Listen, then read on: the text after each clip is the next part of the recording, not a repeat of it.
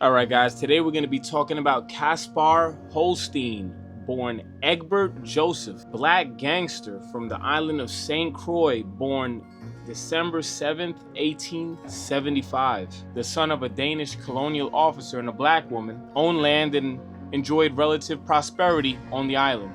His mother, Emily, would raise him mostly alone. When he was just 2 in 1877, a fiery labor leader named Mary Thomas, known as Queen Mary, ignited a rebellion that torched Frederiksted and much of western St. Croix. Though slavery had ended in 1848, the brutal conditions endured by the workers did little to appease them, and a rebellion ensued. In 1888, at the age of 12, Caspar and his mother emigrated to New York City, settling in Harlem, just like a lot of blacks in the South. He attended school in Brooklyn, graduated from Boys High School. Soon after he graduated, unfortunately his mother would pass, leaving him basically by himself. He took odd jobs like bellhops and doormans around the city, but during that time he learned the mechanics of gambling, and he would use that knowledge later on in life. In 1898, he would enlist in the U.S. Navy. He was stationed aboard the USS Saratoga. He served 4.5 years before coming back to New York City and living a regular civilian life. Went back to working regular menial jobs, custodian, doorman, bellhop, but he was able to land himself a job as a head messenger at a Wall Street brokerage firm.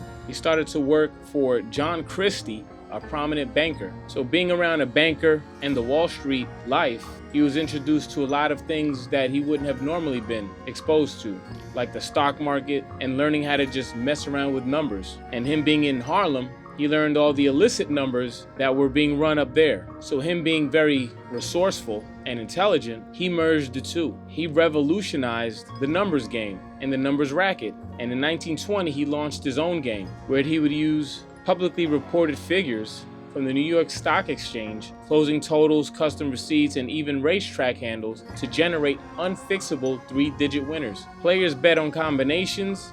Hits paid 600 to 1 odds, but the actual odds were 999 to 1. So he made a killing. He ended up earning the nickname the Bolito King and the Policy King. By the mid-1920s, daily, he was raking in $12,000, which is over $175,000 today. So he was making millions. And he wasn't a stupid gangster or mobster either. He was investing his money and putting it back into the community, making sure he was helping out said community and himself at the same time. By buying apartment buildings, he stayed dressed to the nines, tailored in Irish linen, always had a fedora and a nice pair of shine shoes. He was also quite disciplined and had no vices that we know of.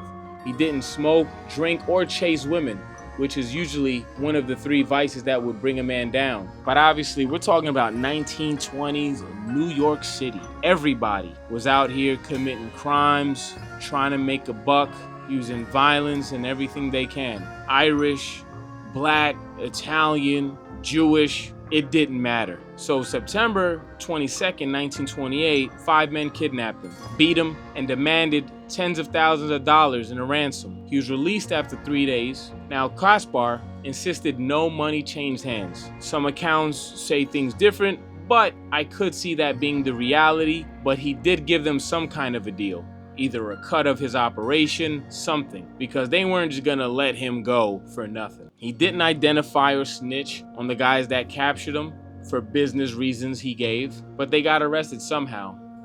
So somebody ratted. But unfortunately for Caspar, that really put his business out front and center. Now, police officers and other crime figures that thought little old Harlem didn't have money like that, let everyone know he is making a lot of money, making him an even bigger target. Caspar during this time would continue his philanthropic endeavors, buying buildings and creating apartment dwellings for black professionals, dorms for black college students, funding schools in different countries, and some historically black universities in the US as well. Now, while this is happening, he's making money, millions of dollars per year, if you were to convert it to today's money. And pressure mounted, not just in the criminal underworld, but in the legal world. 1932, attorney J. Richard Dixie Davis and mobster Dutch Schultz both were targeting the numbers rackets in Harlem, and Caspar was one of the biggest players. So Schultz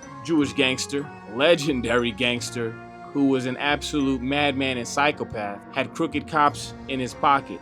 And he used them to muscle in on Stephanie St. Clair and Bumpy Johnson's numbers operations, as well with Caspar's. But Stephanie and Bumpy were not playing by those rules. They weren't having it. Caspar, on the other hand, was a little older and not so prone to violence. He actually started to back down and was allowing himself to be pushed out. After that kidnapping episode, I can kind of understand him not wanting to go with the back and forth, seeing the bigger picture. In 1935, he kind of scaled back his operation even more. He was doing fine in other endeavors as well, so he probably just looked at it like, I don't really need this that bad. He got arrested at his turf club on West 136th Street, and he was convicted in 1936, but he only served a year. He insisted that he only owned the building, but didn't know that these illegal games were being played inside, but they didn't buy it. After he got out, he basically left the game for good. In 1944, April 19th, Caspar passed at the age of 67 in the Harlem home of his friend Alverstone, and hundreds attended his funeral